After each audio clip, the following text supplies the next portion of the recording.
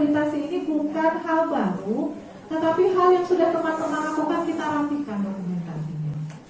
Kemudian kita aplikasikan dalam pelayanan, betul ya? Oke, kita lanjut. Karena kayaknya udah pada mikirin tukang kolak di sana udah masih timun suri belum dikasih biru. Sama macet, sama-sama saya juga mikir macet ini sebenarnya. Jadi sampai sini sampai Serang yang berapa ya? Gaya mah dari rumah ya tak jam 3 selesai bisa ke mall dulu gitu kan. Ternyata. Oke, pembahasan pasien kita pakai Permentan 14 tahun 2017 ya. Pakai Permentan 14 tahun 2017. Oke. Kalau dulu teman-teman bikin kuesioner bingung nggak? Bingung. Ngambil dari script, ngambil dari Google. Pas ditanya surveyor gimana ngambil datanya, bingung. Nah, sekarang semua puskesmas sama.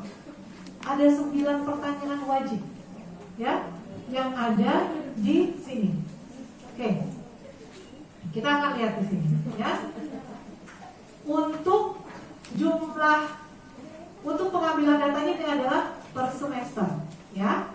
Kemudian ini adalah untuk total sampel atau tabel sampel. Teman-teman nanti bisa dilihat, ini adalah jumlah populasi. Jumlah populasi adalah jumlah yang berkunjung selama 1 tahun. Dikonfirmasi di sini, ya. Dok, kok ini angkanya begini dok? Sisanya ada di sini nih teman-teman ya. Tinggal buka aja di belakangnya, ya. Soalnya ada puskesmas yang nanya, dok kok ada 120 ke 220 gitu, ya. Kalau mau lengkapnya buka di sini. Permenpan RT 14 tahun 2017. Di lampirannya ada. Oke, kita lihat pertanyaannya. Ada 9 pertanyaan wajib. Jadi kalau kita mau bikin kuesioner, tarik ini aja. Semua puskesmas sama. Ya, semua puskesmas Indonesia sama pertanyaannya. Ya, ada yang bagaimana pendapat saudara tentang kesesuaian pelayanan dengan jenis pelayanan? Bagaimana pemahaman saudara tentang kemudahan prosedur pelayanan juga ada di sini. Waktu pelayanan, kemudian kompetensi, kemudian juga pelayanan kesopanan, kemudian juga sarana prasarana, terus ada tarif, ya. Kemudian juga ada di sini adalah produk pelayanan dan penanganan pengaduan, ya. Nanti filenya saya kasih ke Bu Titin, biar Bu Titin kasih ke teman-teman, ya. Nah, ini adalah 6 indikator nasional mutu. Halo, halo. Ya, kita biar cepat, sama-sama. Saya juga mau pulang. Tenang, bukan teman-teman aja yang mau pulang, saya juga. Tuh ya. Oke, nah ini adalah tentang kepuasan pasien. Ya, berarti ada berapa indikator yang sudah kita bahas? Ada berapa indikator nasional mutu? Ada 6 sudah kita bahas. Ya, berarti nanti jangan salah lagi pada saat memasukkan data ke aplikasi. Ya, kalau sekarang kan teman-teman yang penting isi dong. Ya kan? Terus bingung karena di aplikasi U1, U2, U3, U4 sampai U9. Betul nggak? Siapa yang udah buka aplikasi? Betul nggak? U1, U2, U3. Terus bingung, U1-nya apa ya? Nah, U1-nya tuh ini teman-teman. Ini U1. Oh. Ini U2. Ini U3. Ini U4, U5. U6, U7, U8, U9. Oh, gitu dong. Gitu kan. Kalau kemarin dong yang penting centang. Ya kan? Yang penting centangnya dong. Kalau centang aman. Gitu kan? Nah, sekarang kita perbaiki. Nggak apa-apa. Yang kemarin, yang sekarang kita perbaiki. Ya. Dari sini ada yang mau dikonfirmasi teman-teman? Sudah selesai untuk ini ya, ini mas saya ya. Saya anaknya kembar. Emang ada yang nanya? Pak ini yang kembar, Pak udah gede ya. Sekarang lebih gede lagi. Ini mah 2017 Pak. Sekarang udah mau SMA. Zahra udah mau kuliah. Mau FK di sana. Aduh, oke, balik ke sini. Ada yang mau dikonfirmasi teman-teman?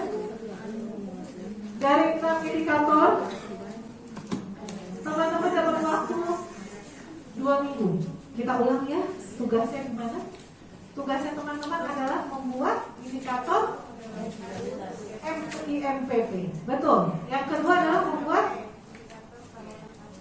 indikator keselamatan pasien. Selanjutnya satu lagi, indikator nasional mutu dengan menggunakan aplikasi.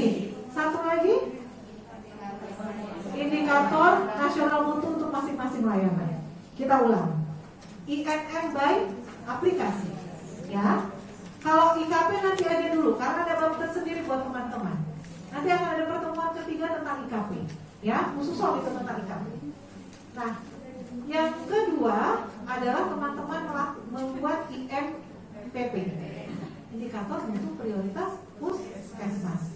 Ya, yang ketiga adalah indikator untuk masing-masing pelayanan. Oke ya? Ada 3 tugasnya. Aplikasi nanti langsung buka aplikasi, kemudian nanti dinas yang menentukan puskesmas ini apa, puskesmas ini apa, puskesmas ini apa. Yang kedua adalah IMPP, jadi ntar ada 4 model IMPP. Teman-teman akan saling belajar, ya. Ada 4 model IMPP. Jadi nanti yang presentasi bukan hanya Sukadiri, tapi juga puskesmas yang ada di sini, ya. Kemudian yang terakhir adalah indikator untuk masing-masing pelayanan. Nah, teman-teman, selama 2 minggu teman-teman boleh WA ke saya. Dok, saya udah selesai di MPP. Dokter boleh lihat. Nanti saya kasih email saya ke saya. Kayak hari ini masuk ada beberapa puskesmas. Nanti malam baru saya konfirmasi, saya lihat, gitu. Ya. Jadi nanti pas pertemuan 2 minggu, paling tidak sekitar 60-70% indikator ini udah teman-teman bisa pakai. Ya. Your battery is running low. Oke, kita pindah ke sini dulu.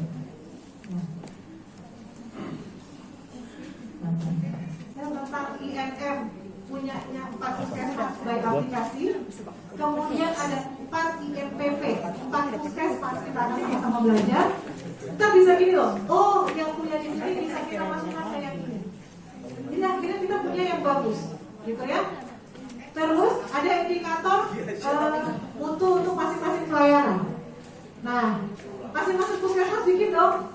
Nanti akhirnya ada 4 puskesmas dengan model yang berbeda. Oh iya, mendingan pakai yang itu ya indikatornya ya. Oh enggak, yang ini harusnya. Karena ada 4 puskesmas. Jadi nanti kaji bandingnya bareng-bareng. Gak usah kaji banding kemana-mana, kaji bandingnya 4 puskesmas. Ya, yang sekarang nih. Terus yang terakhir adalah IMPP, indikator mutu masing-masing pelayanan. Begitu ya? Siap ya? 2 minggu lagi ketemu. Kan belum lebaran ya. Kita cutinya lama kok. Jadi yang nggak jadi mudik, mendingan mudik. Iya. Mau ngomong kok udah mau mudik ke Palembang nih. Ada mudik soalnya. Oke, mau jaga posko ya. Iya ya. Maaf Pak, udah setahun dari dinas kesehatan lupa ada posko. Aduh, maaf Pak, saya udah setahun ini keluar dari dinas jadi lupa. Padahal dulu di bidang saya ngurusin posko ya. Ya Allah, begitu cepatnya terhapus. Oke, teman-teman untuk indikator udah oke? Sebelum 2 minggu boleh kirim ke saya. Oh, nomor telepon. Nomor telepon 087 masih sini. 087 87 24409. Nanti bilang aja dok, saya dari puskesmas ini mau jadi nggak usah absen. nanti saya kasih emailnya banyak ya. 087 87 ada orang nggak? 24409. Mata pedih. Ada ekot tuh. Oke, ini materi yang terakhir. tentang tata kelola mutu di puskesmas. Seekor Ya. bang. Kita main cepat aja. Yang penting di sini teman-teman. Kenapa sekarang tata kelola mutu kita fokuskan? Aduh, Karena ternyata hasil survei kemarin PR kita adalah di bab 3, bab 6, dan bab 9. Jadi yang dapat utama puskesmas mana? Paku Haji. Sebenarnya PR teman-teman bukan ini. Kalau paripurna ini sudah di angka 80% semua.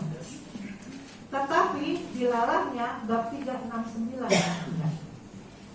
Ya, karena kalau dia mau ke paripurna bab 3, 6, dan 9 juga harus 80%. Jadi kalau utama ini tuh udah 80%. Bab yang lainnya PR-nya hanya di sini. Gitu ya. Ini yang utama ya. Kalau yang maja masih ada PR di semua bab. Dok, tapi kan kita mau 5 bab dok.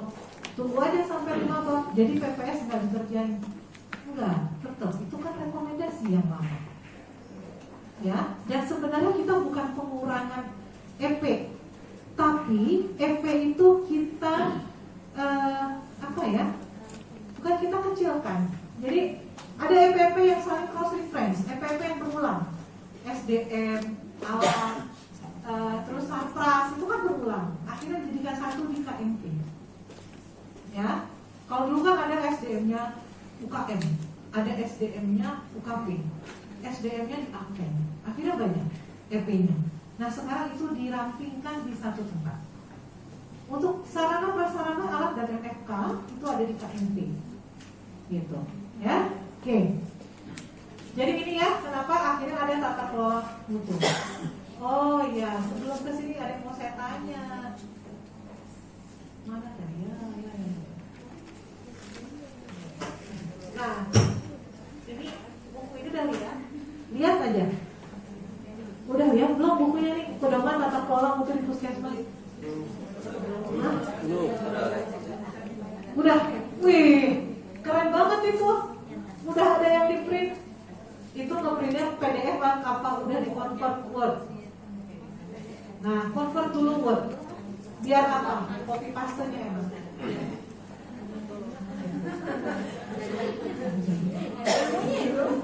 Abis convert ke Word, benerin dulu semuanya, shoot semuanya, terus nanti normalin dulu. Jadi nanti kalau kita mau copy paste dia nggak jauh-jauhan. Ya Allah, ketahuan banget. Tenang, saya ngurusin S2 saya kayak gitu kerjaannya ya. Nah, nanti tinggal kita modifikasi sesuai kebutuhan kita. Jadi kalau ditanya gimana bikin buku pedoman sesuai dengan ini, pedoman tata kelola mutu di puskesmas. Kalau dulu kan ditanya bagaimana bikin pedoman mutu, alhamdulillah dok ketemu aja di Google. Gitu kan? Alhamdulillah dok di script dulu mah belum bayar. Sekarang mau bayar. Terus ngambil satu harus masukin dulu, gitu ya. Tenang, sama kok saya juga kerjanya kayak gitu. Oke, ya kita lanjut ke sini. Nah, siap yang terbaru. Ini juga yang kami sayangkan karena kami pikir sebelum Bapak pindah ini udah selesai ya. Ternyata Bapak udah pindah duluan. Nanti akan ada 5 bab. Ada KMP untuk bab pertama dulunya KP. Sekarang namanya KMP. Kemudian ada yang kedua adalah UKM. Ini akan ada di bab 2. Dan kemudian ada UKP, ada PPN dan PNP. Ada di sini kepala puskesmas. Ada. Nanti kalau untuk PPN, ini mah saran saya aja ya. Kan ada berapa program prioritas nasional? 5. Apa saja? TV, gizi stunting, KIA, PTM, terus imunisasi. Yang pegang programnya, yang pegang program. Jangan lagi orang lain bingung. Dan itu terkait dengan SK, sikap ya, kalau kita tuh sikap. Jadi dia bisa ngisi sesuai apa yang dia kerjakan. Kalau dulu kita nih orang UKP pegang HP, orang AP disuruh nyusun UKM, gitu kan? Nah sekarang kita pindah balikan ke contohnya nih kalau saya, tapi balik aja lagi ke puskesmas maunya seperti apa, gitu ya? Karena gini, Kalau misalnya itu pemegang program, dia nggak kerja 2 kali. Dan pas survei orangnya dia udah ngelotok. Kalau nyuruh orang lain lagi, itu akan dimulai dari nol kayak SPBU. Gitu. Ya. Oke, jadi nanti, nah yang 5 orang di PPN ini akan bantu tim PMP. Ya, akan bantu tim PMP, tim mutu untuk tadi TB dan ANC kali. Ya. Oke ya. Nah, ini nanti akan seperti ini. Dan kemungkinan hanya 2 surveyor yang turun. Karena kemungkinan kita akan mengadop seperti rumah sakit. Kalau rumah sakit kita uploading dulu berkas, setelah itu dilihat berkasnya, kalau udah lengkap, setelah itu nanti surveyor akan turun. Ya. Dan hanya 2 surveyor nanti yang turun.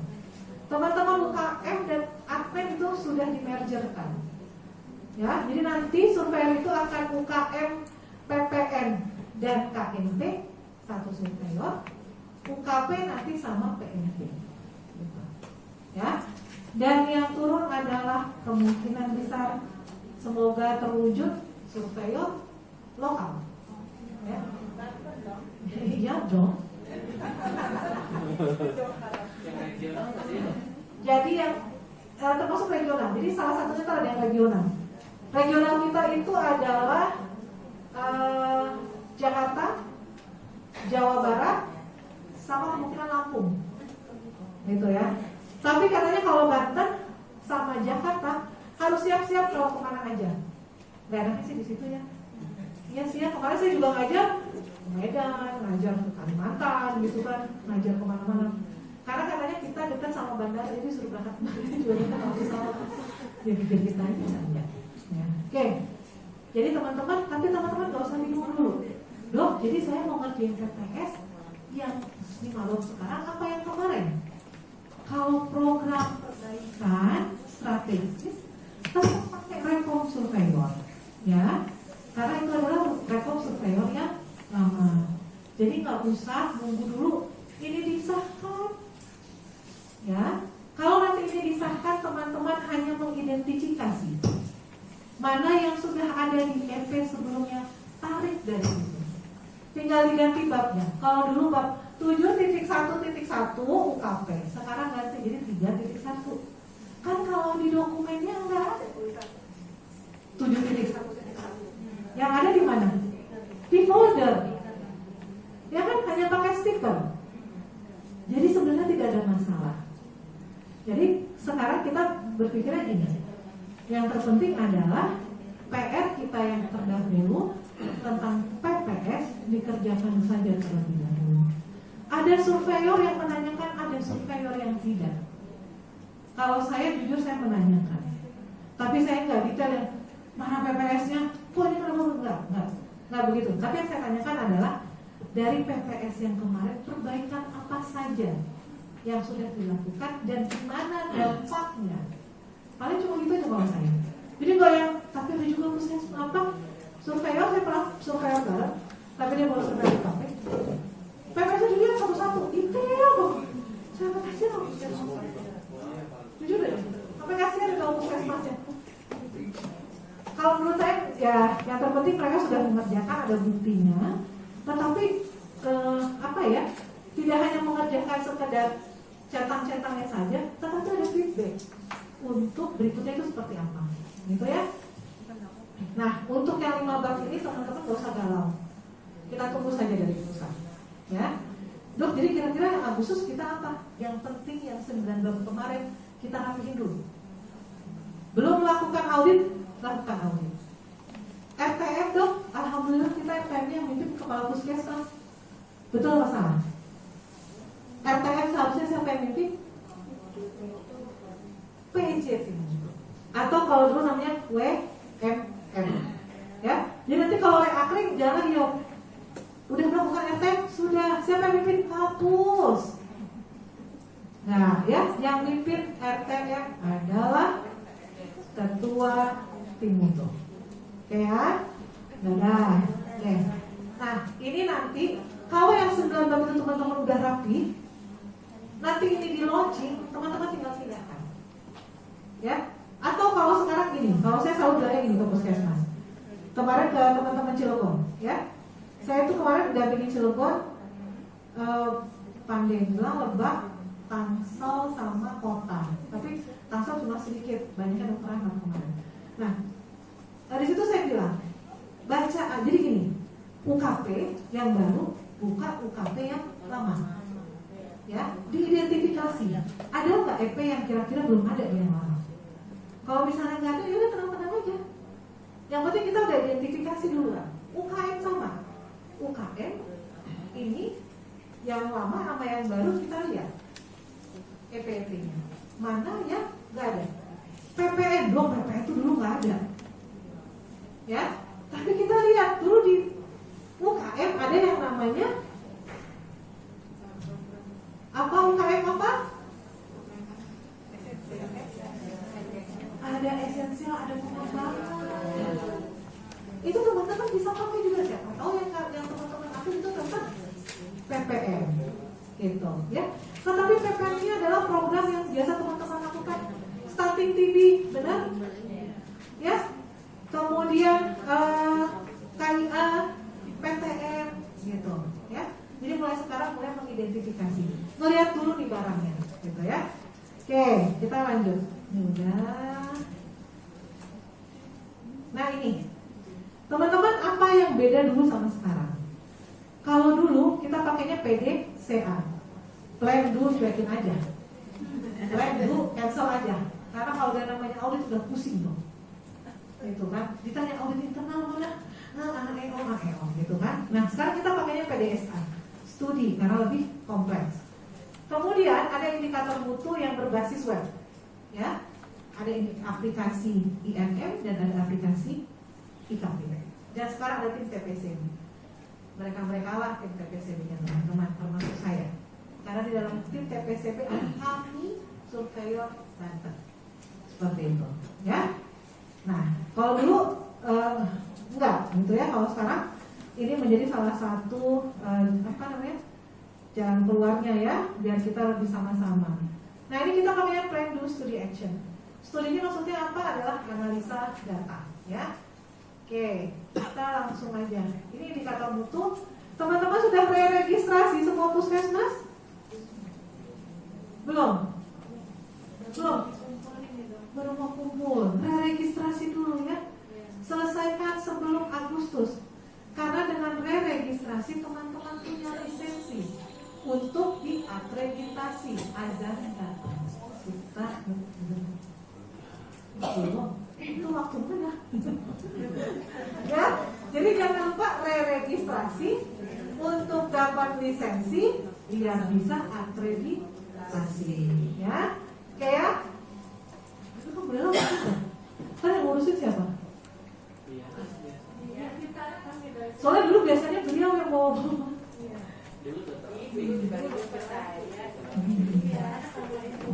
Oke, siap. Ini indikatornya. Ini ya teman-teman, PR kita untuk 2 minggu ke depan. Ya, ini yang akan kita bahas nanti 2 minggu ke depan. Ya, nanti PR-nya saya kasih. Ya, nanti PR-nya saya kasih ke Bu Titin. Oke, baik. Ini tadi sudah ya teman-teman. Ini sudah. Nah ini yang ditunggu-tunggu. Ini adalah SOTK mutu di puskesmas. Ya, kalau dulu bingung mau naruhnya di mana. Sekarang kita lihat di sini adalah ada penanggung jawab mutu. Di bawah penanggung jawab mutu ada tim mutu. Ini tim mutunya.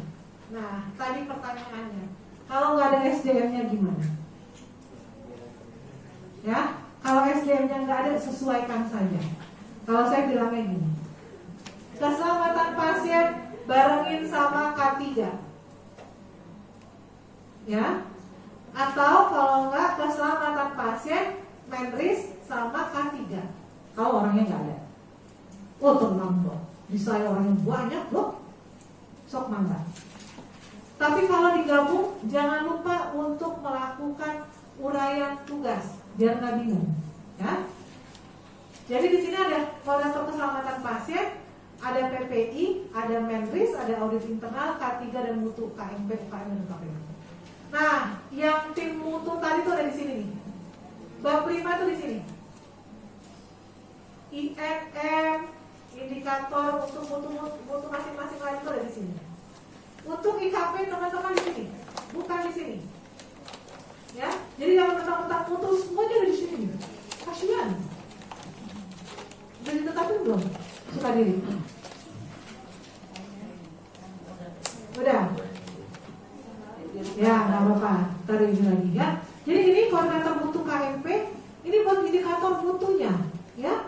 Indikator mutu INM, indikator mutu INPP, indikator untuk mutu pelayanan. IKP pindahkan ke sini ya, teman-teman. Kalau ada kejadian juga pindahkan ke sini. Indikator PPI ada 5, tetapi sesuaikan. Karena kayak misalnya penggunaan kateter itu kan jarang kan teman-teman kan. Nah seperti itu dilihat dari 5 itu mana yang mau kita ambil. Nah di sini ya pastikan fungsi untuk P1, P2, P3 ya sesuai dengan prinsip PKM. Balik lagi ke pedoman tadi. Tuh ya teman-teman ya. Jadi kalau misalnya dok saya cuma ada 3, oh ya udah ini biarin sendirian aja. Karena di sini tugasnya udah banyak. Ya. K3 boleh kita gabung dengan keselamatan pasien dan medris. PPI boleh kita gabung dengan audit internal. Atau misalnya, dok, yang PPI ngertinya sama KP mau digambarin aja, boleh. Yang terpenting setelah dibentuk SK-nya jangan tukcing. Apa tukcing? Dibentuk cicing. Ya. Tuh. Ih lumayan dok masuk di SK. Buat SKP, buat STR itu nggak apa-apa, gitu ya. Nah, tapi habis dibentuk kita uraikan tugasnya dan sosialisasikan. Ini kalau survei sering terjadi nih. Tiba-tiba dia nggak tahu kalau dia ditunjuk. Enggak, bukan saya, gitu ya. Oke, kita lanjut. Nah, ini adalah komitmen, ini pengorganisasian mutu. Nah, teman-teman ini yang penting juga, yang kedua. Ini adalah kualifikasi minimal. Ya, ini yang jadi PJ mutu sekarang kalau mau protes kalau di luar kualifikasi ini. Tidak harus dokter, tetapi pendidikan minimal D3 kesehatan. Tetapi kalau di Tangerang dokternya banyak, boleh dengan baik banget gitu. Ya. Tetapi kalau kita lihat misalnya di satu daerah, dokternya cuma sendiri udah pegang segala macam, pegang bab 5, gitu kan? Dikasih lagi PJ mutu, boleh kok minimal dia D3 kesehatan. Pengalaman kerja minimal 2 tahun telah mengikuti pelatihan. Dok, saya belum pelatihan. Hari ini kita workshop. Gitu ya. Nah, memiliki komitmen ini yang terpenting. Komitmen. Gitu ya. Nah, dari sini PJ mutu yang mau protes? Enggak dong, alhamdulillah sesuai kualifikasi semua. Alhamdulillah. Gitu ya. Oke. Nah, ini tugas PJ mutu. Sebenarnya PJ mutu tugasnya hanya sebagai koordinator. Pelaksananya adalah tim mutu yang tadi yang panjang. Dilalahnya nih. Kalau yang bawah yang tadi yang panjang gak ngerjain?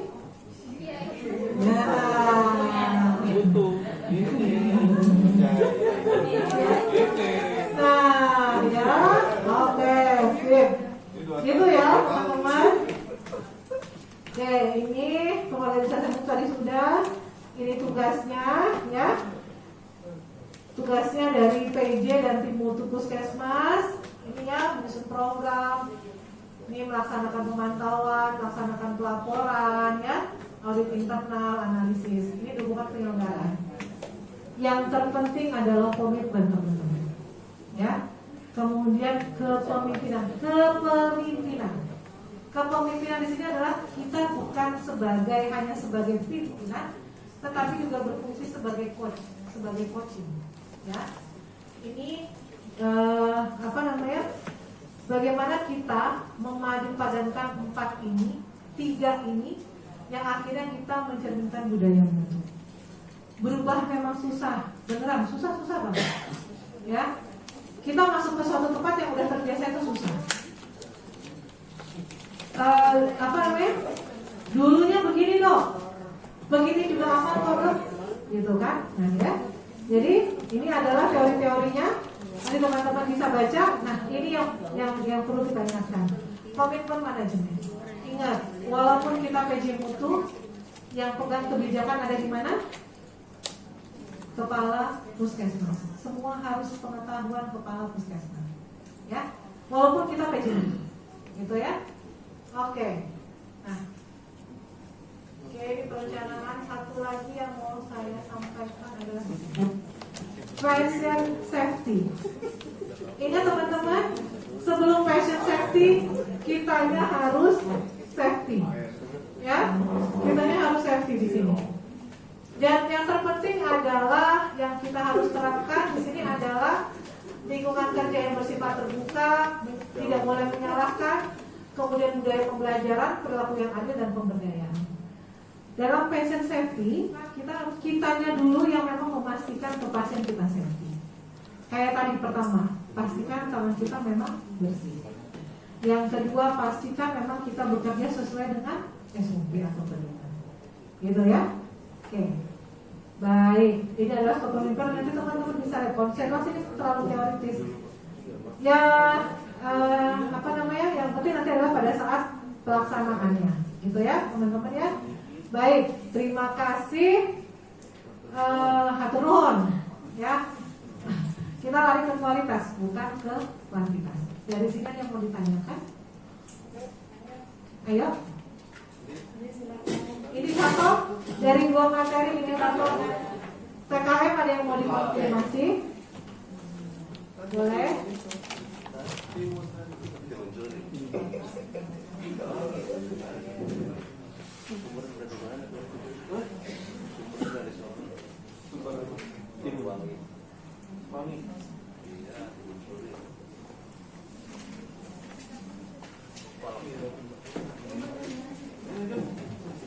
Ayo, kalau nggak ada, nanti misalnya pada saat teman-teman berproses melakukan indikator, nanti teman-teman boleh WA.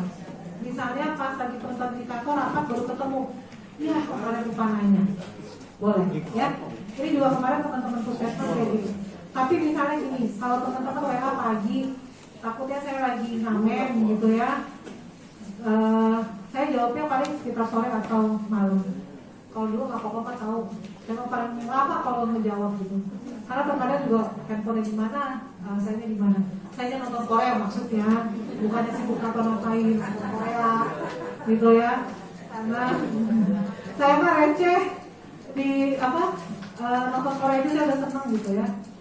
Oke, maka teman-teman ada konfirmasi untuk IAM dan TKM. Kita pedomannya satu ya, sekali lagi saya ulang, pedoman untuk TKM kita adalah satu yang dari Kementerian Kesehatan. Ada pedoman tata kelola mutu di puskesmas. Kita pakainya itu sekarang. Audit internal masih pakai yang lama. Udah punya ya buku pegangan audit internal? Udah belum? Ada itu udah lama. Udah lama itu udah lama ya. Nggak ada.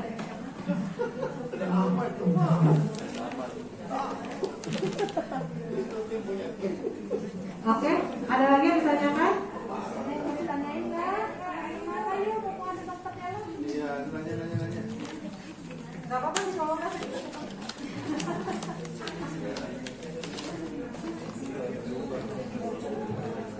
Oke, ya mana Bu? Untuk tadi aplikasi itu kan ada beberapa pertanyaan ya, ada 6 pertanyaan. Itu setiap hari dalam satu bulan penilaiannya setiap hari kita nilai. Oke, itu yang mana dong? Yang mana? Yang kepatuhan kesehatan, APD itu. Itu kan ada persentase ada 85%, dan ada itu apakah harus setiap hari ya? Ambil datanya ya dok? Iya. Oke. Terus sekarang kita mulai dari bulan apa? Oke. Ini pertama yang saya jawab, ambil datanya kapan? Boleh harian kah atau seperti apa? Gitu ya dok? Ya. Oke.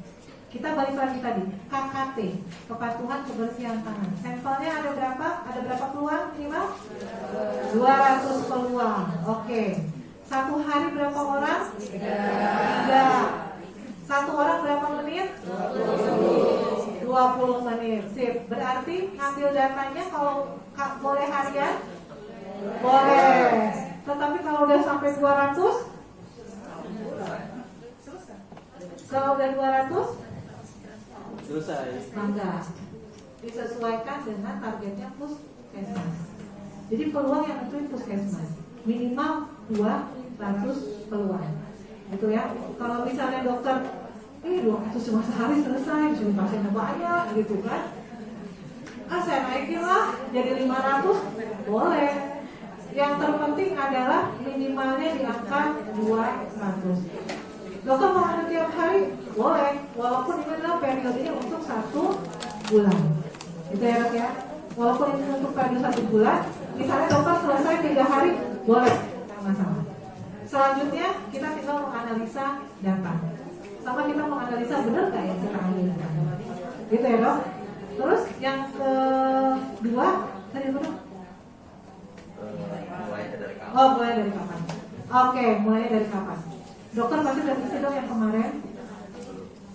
Oh belum, belum sama sekali aplikasi. Belum. Oh, oke, nggak apa dok. Jadi nanti makanya nih dok, kita kejar 2 minggu ini selesai indikator. Ketetapan SK dok dari Kapus, ya kan? Per bulan depan ambil data dok. Ya, karena nggak bisa kita backdate dok kalau aplikasi. Akan terreport di aplikasi kapan pertama kali kita ngisi. Akan ada recording data yang masuk. Jadi kalau misalnya dokter mau backdate ke Januari, itu agak-agak repot. Ya, agak-agak repot. Walaupun ada edit, tapi kalau aplikasi, lihat deh, kalau kita Google Form. Kalau Google Form itu ada yang namanya kapan itu data masuk, pukul berapa dan tanggalnya. Jadi kalau kita mau edit satu-satu editnya. Kalau mau dari Januari, agak aja sih, tapi editnya susah. Nggak apa-apa, nanti tinggal bilang aja sama surveyor apa adanya. Kami baru dilakukan pendampingan pada bulan April, ya. April akhirnya kita penetapan SK indikator. Akhirnya kami ambil datanya ini, gitu, ya. Oke. Terus kalau surveyor nanya, terus kemarin ngapain? Bilang aja, ya kemarin masih sibuk COVID. Data indikator yang lama, ambil data nggak? Ambil, tapi ada datanya segini, gitu, ya. Karena kalau kita ngomong ada-ada, ya lumayan lah beratnya, gitu ya. Nah sekarang teman-teman buka aja dulu aplikasinya, dilihat dulu aplikasinya, ya. Kalau misalnya nanti bingung, nanti kita belajar bareng-bareng di 2 minggu ke depan, gitu ya. Oke, gitu ya dok ya. Apakah tiap bulan targetnya harus meningkat atau bisa naik dulu? Nah itu kan sesuatu, kalau kita mau mutus harusnya paling tidak stagnan, paling tidak ya dok, paling tidak stagnan, ya. Seyogyanya sih tidak menurun, tetapi namanya juga kondisi, ada yang tim lagi capek, atau misalnya sekarang tim ada yang misalnya harus tracing, dia harus melayani segitu banyak sendirian, pasti itu udah langsung berubah itu, ya. Tetapi kalau misalnya yang namanya mutu, paling tidak dia stagnasi di situ. Dia konsisten, bukan stagnan, konsisten dalam pelayanan, gitu ya. Nah, kalau misalnya naik, alhamdulillah. Kalau turun diusahakan jangan. Usahakan konsisten. Kita ngomongnya konsisten dok, bukan stagnan, konsisten aja dia di sini, gitu ya dok ya. Tapi kalau turun, ya kalau memang kondisinya harus turun ya, tapi sebaiknya sih tidak turun. Kita di posisi konsisten saja, gitu ya. Oke, ada lagi dok? Penilaian durasi bisa setiap ruangan. Boleh, tergantung dokter nanti. Iya, boleh. Nanti tinggal di foto dok yang menentukan ruangan mana yang akan dilakukan. Contohnya gini, misalnya bulan ini kita ambil ruangan poli umum sama ruangan gigi dulu, atau sama lab. Bulan depan baru kita misalnya ke tempat yang lain. Nah itu bisa, ya. Karena kan kita harus mengidentifikasi dulu jumlah dari berapa yang pemberi pelayanan seperti itu, gitu. Ya. Kalau dulu kita semua, kalau dulu tuh semua poli itu ada tangan, ada biasanya tuh kalau dulu semua boleh ada APD, cuci tangan, pengisian rekam medis, input, output, proses, outcome, ya kan? Kalau sekarang enggak. Itu pilihan kan cetak. Pilihan cetak. Dilihat dari aplikasi. Iya, jadi pilihan beberapa unit. Karena kalau misalnya satu hari kita harus, ini kan observasi, bukan backdate. Kalau dulu itu teman-teman kan gini, bikin indikasi buat ruangan dia ngisi sendiri, nggak baik observasi, melakukan saja. Kalau sekarang dia harus diobservasi, melakukan 6 langkah cuci tangan yang benar atau tidak. Jadi selain dari indikasi, termasuk juga selain dari 5 moment, harus dipikirkan tentang 6 langkah, termasuk juga yang salah. Totalnya sama berarti ini unit contohnya di BP umum hari ini, tapi maksudnya tadi kan ada 11 Ya, karena kan bukan ada di aplikasi ini yang kemarin kita juga kasih masukan ke pusat. Karena di aplikasi itu bukan peluang, masih person, masih orang. Jadi kalau kita lagi ingat orang itu nanti ada 20 ada 20 peluang, 26 orang itu di situ. Itu yang kita mulai komplain, antara DO sama aplikasi itu beda. Gitu ya. Nah, untuk yang cuci tangan ini sama TB yang kita lagi ini. Karena TB ada. Dan kalau kita lihat di pertanyaan yang ada di aplikasi itu ribet banget. Jadi kalau ada pemeriksaan sekutu, nah kayak gitu-gitunya. Nah betul, nah itu kalau kita salah ngisi pada pasien udah ternyata masuk, nanti pada aplikasi malah enggak, gitu. Ya, jadi itu lagi kita kemarin itu terakhir, karena ada beberapa surveyor saja yang punya sama Pak. Saya nggak tahu ini berapa ya. Ya, 200 yang kakaknya. TV Palu itu, nah iya makanya kalau harus TV, karena kita salah cetak, nanti salah hasil, gitu. Betul. Sama kalau nggak di pengobatan yang belum selesai, maksudnya kayak gitu. Ya, kita lihat dulu aplikasinya. Ya, nanti kita sama-sama belajar. Oke? Yang penting sekarang buka dulu dan kita coba paham. Oke, teman-teman, ada lagi? Kalau udah nggak ada, kita berproses aja dulu ya. Kita coba dulu, kita susun dulu. Nanti kalau misalnya teman-teman ada kesulitan, boleh WA saya. Insya Allah nanti saya jawab ya. Kemudian pelan-pelan aja bikin indikatornya ya.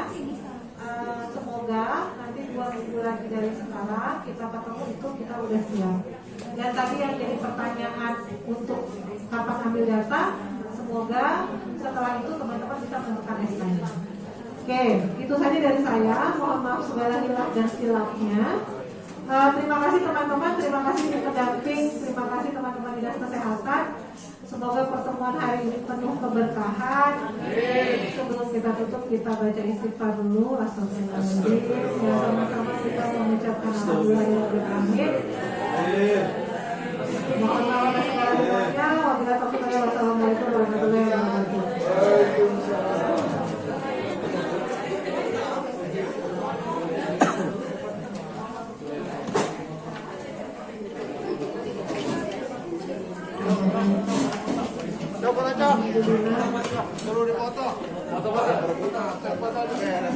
Pertemuan hari ini selesai. Teman ada tugas kan yang seperti tadi